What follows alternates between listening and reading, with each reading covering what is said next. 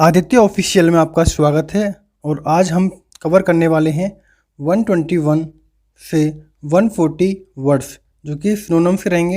ये हमारे TCS pattern पर प्रीवियस ईयर में जो क्वेश्चन पूछे गए हैं उनके हैं और ये करंट बुक से हम अध्ययन कर रहे हैं। जिनके पास भी करंट की टीसीएस की बुक नहीं है तो वो यहाँ से कवर कर सकते हैं सिनोनिम। ये हमारी सीरीज चल रही है 121 से 140 तक हमारी वर्ड्स रहेंगे और ये हमारा पार्ट 5 रहेगा। और इससे पहले जिन्होंने पार्ट 4 तक वीडियो नहीं देखी है, फर्स्ट सेकंड थर्ड फोर्थ, तो वो कृपया करके उन वीडियो को जाकर देखें, आपको बहुत ही हेल्प मिलेगी। तो स्टार्ट करते हैं। पहला वर्ड है एविडेंस। एविडेंस की बात की जाए तो एविडेंस का जो मतलब होता है वो होता है साक्ष्य। हिंदी में इसका बात करें तो प्रमाण, प्रमाण या फिर सबूत, प्रमाण या सबूत होता है हिंदी में एविडेंस। और जो एग्जाम में इसका सिनोनिम पूछा गया था वो पूछा गया था इंडिकेशन। क्या पूछा गया था? इंडिकेशन। एविडेंस का सिनोनिम क्या है? इंडिकेशन। एक वर्ड और ध्यान रखना, एक है प्रूफ। एक सेकंड, एविडेंस एक वर्ड एक हो जाएगा प्रूफ, प्रूफ, और एक है डिपोजिशन। तो ध्यान रखना एविडेंस के सिनोनिम क्या है? इंडिकेशन, प्रूफ और डिपोजिशन। नेक्स्ट वर्ड है हमारा परसिस्ट। परसिस्ट की बात की जाए तो परसिस्ट का मतलब होता है रोके रखना, यानी कि जारी रखना। जारी हिंदी में मतलब देखें इसको, परसिस्ट होता है जारी रखना या फिर किसी चीज़ पे अड़े रहना, डटे रहना। और जो इसका एग्जाम में सिनोनिम पूछा गया था वो पूछा गया था कंटिन्यू, यानी कि जारी रहना। परसिस्ट, परसिस्ट का सिनोनिम है कंटिन्यू। तो टू कंटिन्यू टू एग्जिट या फिर कैरी ऑन, लगे रहना, कीप ऑन। कैरी ऑन और कीप ऑन किसके सिनोनिम है? परसिस्ट के। नेक्स्ट हमारा वर्ड है कोजेंट। कोजेंट की बात की जाए तो कोजेंट का जो हिंदी मीनिंग होता है वो होता है प्रभावशाली या फिर क्लियर, यानी कि अट्रैक्टिव है, स्पष्ट है। ठीक है, तो इसका हो जाएगा, जो एग्जाम में पूछा गया था इसका सिनोनिम वो पूछा गया था कन्विंसिंग। कन्विंसिंग पूछा गया था इसका synonym. Convincing strongly and clearly expressed, मतलब कि स्पष्ट दिखाई दे, स्पष्ट क्लियर है। And persuasive and well expressed, किसी चीज़ को फेडिंग से बताना, कोजेंट। और जो इसका हिंदी मीनिंग हो जाएगा वो हो जाएगा सुस्पष्ट या फिर किसी चीज़ के प्रति प्रभावशाली है। नेक्स्ट वर्ड है हमारा मर्क्यूरियल।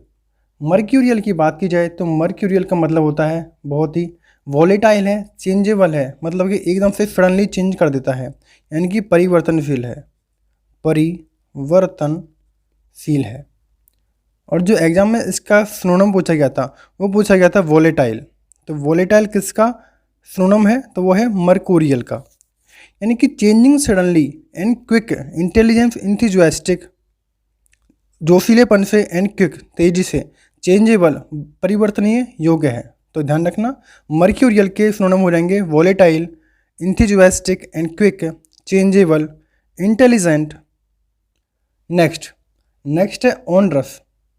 ऑनरस की बात की जाए तो ऑनरस का जो मतलब होता है वो होता है बहुत ही मेहनती, यानी कि जो कठिन से प्राप्त होए, कठिनाई से, यानी कठिनाई से या मेहनत से प्राप्त हो उसको बोलते हैं ऑनरस, मेहनती। और जो एग्जाम में इसका सिनोनिम पूछा गया था वो पूछा गया था आर्ड्यूस। तो ऑनरस का सिनोनिम क्या है? आर्ड्यूस, यानी कि difficult and needing a lot of effort, जिसके लिए एफर्ट की ज़्यादा ज़रूरत पड़ती है, डिफ़िकल्ट है वो काम करने में, उसको बोलते हैं ऑनरस, यानी कि मेहनती वाला काम है। वर्डनसम और स्ट्रेनस इसके ही सिनोनिम है। तो ध्यान रखना स्ट्रेनस, वर्डनसम और आर्ड्यूस ऑनरस के सिनोनिम है। नेक्स्ट वर्ड हमारा रहेगा डिमाइन्यूटिव। डिमाइन्यूटिव, तो डिमाइन्यूटिव होता है मतलब कि बहुत ही छोटा, यानी कि काफ़ी स्मॉल है, बहुत ही काफ़ी छोटा। एग्जाम में जो सिनोनिम पूछा गया था इसका पूछा गया था पेटाइट। तो ध्यान रखना पेटाइट होता है वेरी स्मॉल, डिमाइन्यूट, ठीक, मच स्मॉलर देन यूजुअल और मिनिएचर। तो इसके सिनोनिम है मिनिएचर और पेटाइट। ध्यान रखना पेटाइट होता है बहुत छोटा, डिमाइन्यूटिव। नेक्स्ट जो हमारा वर्ड रहेगा वो रहेगा एक्सपोज। एक्सपोज होता है किसी की भेद खोलना, एक्सपोज करना, यानी कि किसी चीज़ की प्रकट करना, कोई भेद खोलना, प्रकट करना, या फिर कोई चीज़ रिवील करना।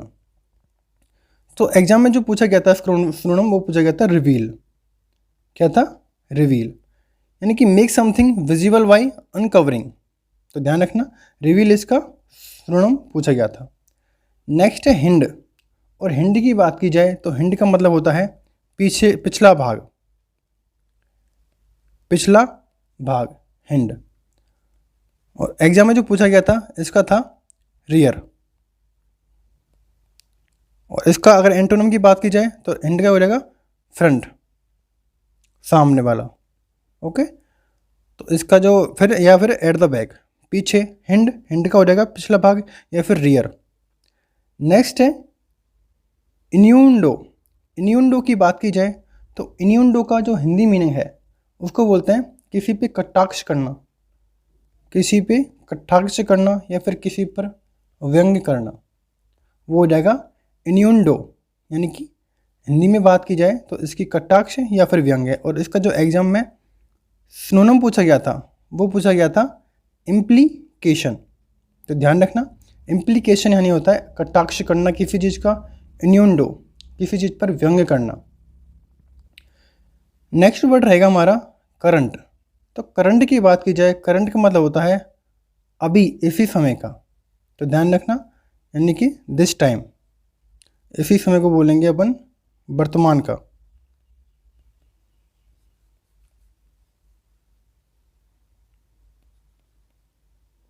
वर्तमान का, और वर्तमान को बोलते हैं करंट का हो जाएगा सिनोनिम प्रेजेंट। तो ध्यान रखना, करंट का जो सिनोनिम हो जाएगा वो हो जाएगा प्रेजेंट, प्रेजेंट। नेक्स्ट वर्ड है हमारा एडहियर। एडहियर की बात की जाए तो इसका जो हिंदी मीनिंग है एडहियर का वो है दृढ़ रहना, किसी चीज़ पर दृढ़ रहना, यानी कि किसी के मुताबिक चलना। ओके, यानी कि इसका देखें तो एग्जाम में पूछा गया था एडहियर का कॉम्प्लाई, यानी कि to continue to obey a rule, किसी रूल के हिसाब से चलना। हैव अ बिलीव, किसी चीज़ में विश्वास रखना। बिलीफ होता है विश्वास, तो ध्यान रखना। नेक्स्ट वर्ड है, तो ध्यान रखना एडहियर का होता है किसी चीज़ के नियमों के हिसाब से चलना, दृढ़ रहना, किसी चीज़ पर अटल रहना। तो एडहियर यानी कॉम्प्लाई। नेक्स्ट वर्ड है हमारा इम्बेड। तो इम्बेड की बात की जाए तो इम्बेड का मतलब होता है किसी चीज़ को गाड़ना या फिर किसी चीज़ को जड़ना, फिक्स करना किसी चीज़ को, मतलब वो होता है इम्बेड। तो इसका जो सिनोनिम पूछा गया था एग्जाम में वो पूछा गया था ब्यूरी।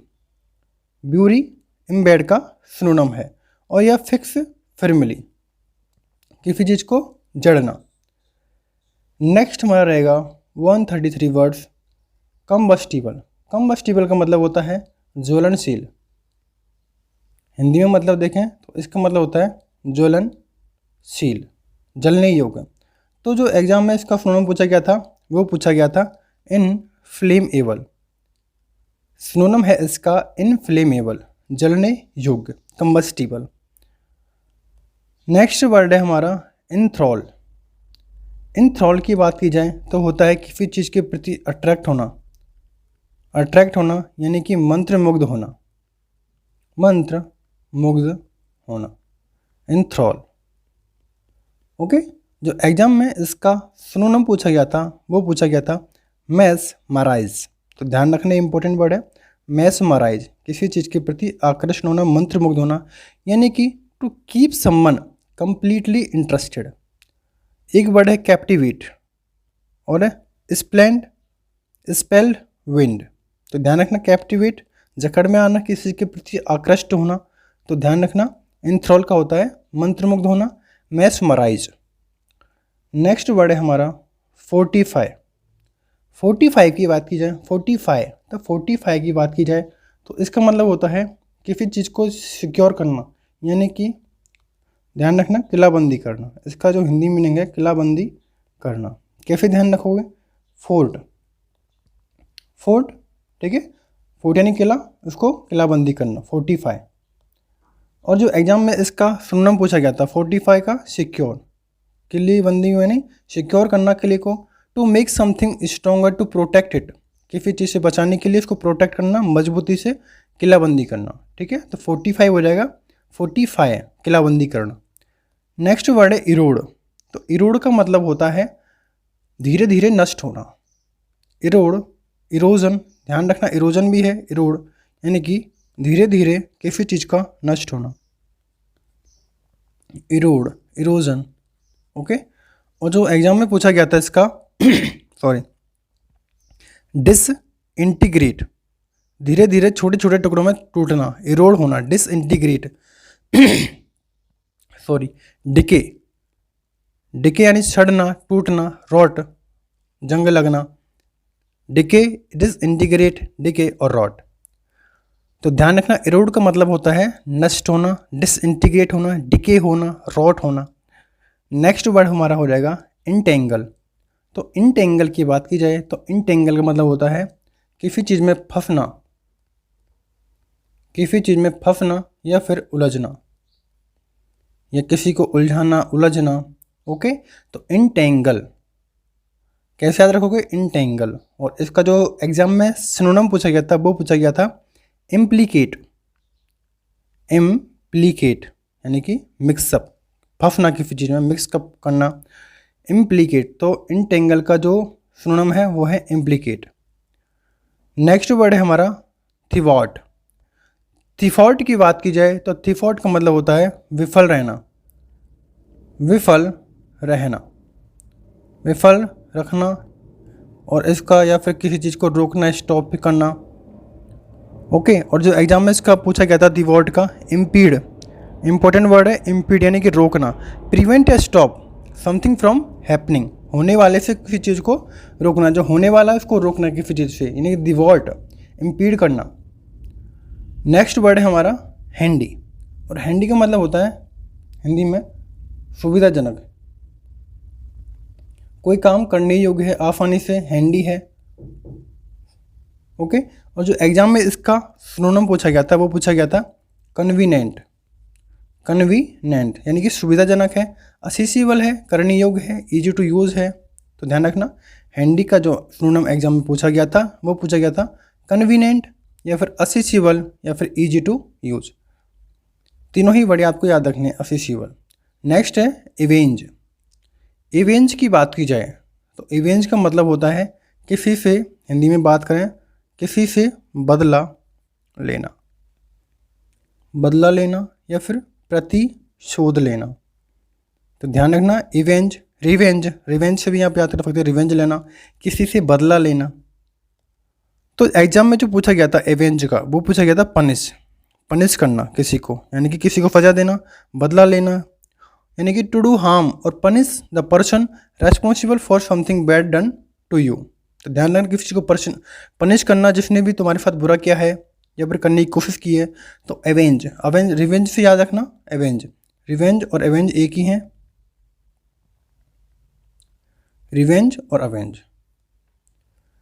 तो अवेंज का हो जाएगा पनिश। तो इस तरह हमारे 120 से 140 सिनोनिम कवर होते हैं जो कि TCS पैटर्न पर आधारित है। किरण की बुक में से हमने ये क्वेश्चन किए हैं। ये हमारी सीरीज चल रही है, 121 से 140 तक हमने कवर कर लिए हैं। ये हमारा 5th पार्ट था। जिन्होंने भी पहले पार्ट नहीं देखे वो जाकर देखें और अपना रिव्यू कमेंट में शेयर करें। और नेक्स्ट वीडियो में हम कवर करने की कोशिश करेंगे नेक्स्ट 20 वर्ड्स या फिर 30 वर्ड्स जो भी रहे हमारा रहेगा, 142, 160 या फिर 170। और वीडियो अच्छी लगी तो प्लीज़ लाइक करें, शेयर करें, सब्सक्राइब करें। Thanks for watching.